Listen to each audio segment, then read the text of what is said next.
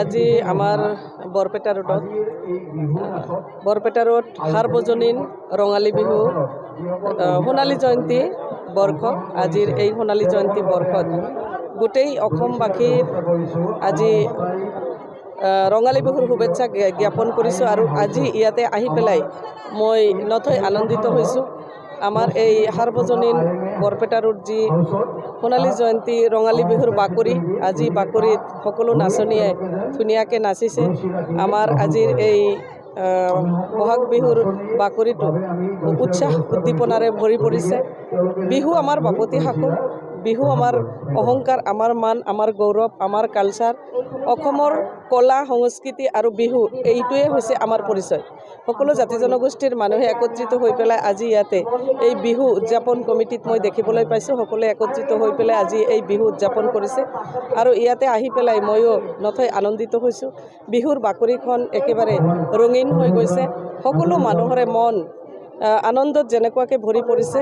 অসমীয়া নৱবৰ্ষ আৰু ৰঙালী বিহুৰ এই শুভেচ্ছা মই সকলো জাতি জনগোষ্ঠীৰ মানুহলৈ প্ৰেৰণ কৰিছোঁ, গোটেই অসমৰ সকলো মানুহলৈ প্ৰেৰণ কৰিছোঁ আৰু আমাৰ সকলো মানুহৰে মনটো আনন্দ উৎসৱৰে ভৰি পৰক, সকলোৰে মনোকামনা পূৰণ হওক, সকলোৰে জীৱনটো এই গোটেই বছৰটো সুখ স্বাচ্ছন্দ্যৰে ভৰি পৰক, এইটোৱে মোৰ কামনা। ধন্যবাদ। আজি আমাৰ বৰপেটা ৰোডত বৰপেটা ৰোড সাৰ্বজনীন ৰঙালী বিহু সোণালী জয়ন্তী বৰ্ষ। আজিৰ এই সোণালী জয়ন্তী বৰ্ষত গোটেই অসমবাসীৰ আজি ৰঙালী বিহুৰ শুভেচ্ছা জ্ঞাপন কৰিছোঁ আৰু আজি ইয়াতে আহি পেলাই মই নথৈ আনন্দিত হৈছোঁ।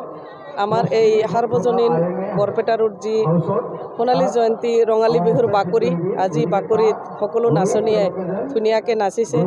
আমাৰ আজিৰ এই বহাগ বিহুৰ বাকৰিটো উৎসাহ উদ্দীপনাৰে ভৰি পৰিছে। বিহু আমাৰ বাপতি সাহোন, বিহু আমাৰ অহংকাৰ, আমাৰ মান, আমাৰ গৌৰৱ, আমাৰ কালচাৰ, অসমৰ কলা সংস্কৃতি আৰু বিহু এইটোৱে হৈছে আমাৰ পৰিচয়। সকলো জাতি জনগোষ্ঠীৰ মানুহে একত্ৰিত হৈ পেলাই আজি ইয়াতে এই বিহু উদযাপন কমিটিত মই দেখিবলৈ পাইছোঁ। সকলোৱে একত্ৰিত হৈ পেলাই আজি এই বিহু উদযাপন কৰিছে আৰু ইয়াতে আহি পেলাই ময়ো নথৈ আনন্দিত হৈছোঁ। বিহুৰ বাকৰিখন একেবাৰে ৰঙীন হৈ গৈছে। সকলো মানুহৰে মন আনন্দত যেনেকুৱাকৈ ভৰি পৰিছে।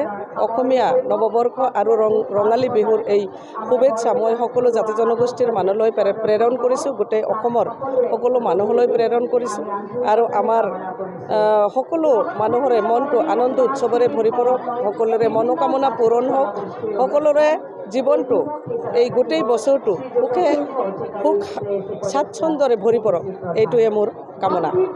ধন্যবাদ।